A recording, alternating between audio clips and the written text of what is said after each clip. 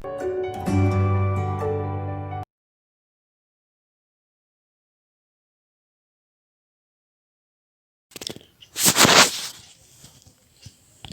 everyone, myself Pooja Sharma. This is class 10th, lesson 7 Outcomes of Democracy from Political Science, brought to you by Triveni Memorial Senior Secondary School. So let's start the chapter. In this chapter, we will discuss the introduction part of the chapter, then how do we access democracy's outcomes, accountability, responsive and legitimate government. This is the political outcome of democracy. Second, we will talk about the economic outcome, that is economic growth, and we will discuss social outcomes, that is inequality and social diversity and dignity and freedom of the citizen. So let's start the chapter. First, we will start with the introduction part. So in democracy, we know that everything is for the people, by the people, and to the people. If we are talking about the non-democratic government, so in that we are not have any rights. Even we don't know what is going on in our country. So how do we access democracy's outcomes? If we are in a democratic country, so any outcomes also there. So let's start it. Outcomes of democracy, expectation from a democracy. So because we are in a democratic country, so we have many expectation. So what are the expectation? That is promote equality among citizens.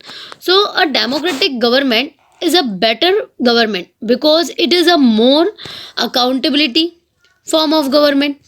Democracy is better than any other form of government, is responding to the needs of the people because it promotes the equality. All the peoples have their rights in the democracy. Second thing, that enhance dignity of the individual because in any society people are bound to have difference of opinion and interest. So at that time, based on the principle of political equality or recognition that the poorest and the least educated have the same status as the rich and the educated. So democracy enhance the dignity of citizen. Third thing, that improve the quality of decision making because a democracy discuss always involve many persons, discussions and meeting. This reduce the chance of rash or irresponsible decision. Thus democracy improve the quality of decision making. Fourth thing is that provides a method to resolve conflicts because in any society people are bound to have difference of opinions and interests. Democracy provide a method to deal with differences and conflicts. In a diverse country like India, democracy keeps our country together. So it can provide a method to resolve conflicts. And the last thing is allow room to correct mistakes. So in a democracy, mistake can't be hidden for long time. There is a space for public discussion on these mistakes and there is a room for correction also. So either the rulers have to change their decision or the ruler can be changed. So it is in that we can see that we have a chance to improve or correct our mistakes. So we can say democracy have many factors, but in non-democratic country we are not have any factors or reasons. So here in outcomes of democracy, two question will raise that do we prefer democracy only for moral reasons, or are there some prudential reasons too? So at that time, in democracy is responsive and accountable, but it often frustrates the needs of the people and often ignores the demand of a majority of its population.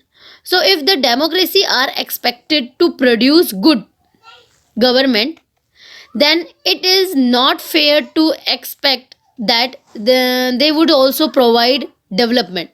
Evidence shows that in practice, many democracies did not fulfill this expectation. When we see many developed, underdeveloped, and developing countries throughout the world, overall, we can't say that democracy is a guarantee of economic development. So, it is expected in a democracy that there will be a just distribution of goods. In actual life, democracies do not appear to be very successful in reducing economic inequalities. In democracies, all individuals have equal weight in electing representatives. Parallelly to the process of bringing individual into the political arena on an equal footage, on one can see growing economic inequalities. Rich people are becoming richer, and among poor, poverty is increasing day by day. So we can see that in democracy moral reasons are there, but when we are talking about in the practically, that is not adopted completely. Now, outcomes of democracy, we can see that democracy is just a form of government. It can only create conditions for achieving something, but it is depend on the people of that country how that rule and regulation is adopted and practically used in their daily life. So citizens have to take advantage of those conditions and achieve those goals. If they are using the moral reasons in the practically, then the democratic country will give all the good things in the country. Now when there are the three assessment of the outcomes of democracy, we can see the outcomes in three forms. One is political outcome, second economic outcome, and the third is social outcome. So in political outcome can be see by accountability, responsive, and legitimate government. So now see the qualities of democracy in the politically way. So in a democracy, people have right to choose their leaders and participate in decision making. So this is quality is called accountability. So, democracy is an accountable government because citizens have the right to choose their leaders and control over them. It is a representative government. Citizens have the rights and mean to examine the process of decision making. Okay, so we can see in a democracy, whatsoever the citizen who wants to know if a decision was taken through the correct procedure can find this out. So in a democracy, citizens have the right and the mean to examine the process of decision making. It is right to expect democracy to produce a government that follows procedures and is accountable to the people or answerable to the people. So in a democracy, citizens have the right to know any information related to any public office. That is called transparency. Means whenever the people wants to know about anything, that is that process or that quality is called transparency. Okay, so right to information is the basic right of the citizen in any democratic country. A democratic government abides by the law, rules, regulation, and policies. So this makes the government legitimate. So we can see that people expect their needs and demands to be fulfilled. So it is a responsible to expect from a democracy to be attentive and responsive to the needs and demands of the people at the earliest. So democracy is expected to be corruption free. In democratic government is a legitimate government, because government in a democracy is people's own government. So this is a complete right of the people to know all the rules and regulation and policies which is made by the government. Now we will discuss about the economic outcomes. So in economic outcomes we will know about economic growth and development of the country. So factors influencing economic development in any democratic country, that is the economic development of a country, depends on several factors like country's population size, global situation, and cooperation from the other countries, economic priorities adopted by the country. So the difference in the rate of economic development between countries with dictatorship and democracies is worth meaning or mentioning. So in democratic country there exists high degree of inequalities. The 20% of the population control the large share of the national economic or income. Countries like Denmark, Hungary are much better in this respect. So a small number of ultra rich enjoy a highly disproportionate share of wealth and incomes. Not only that, their share in the total income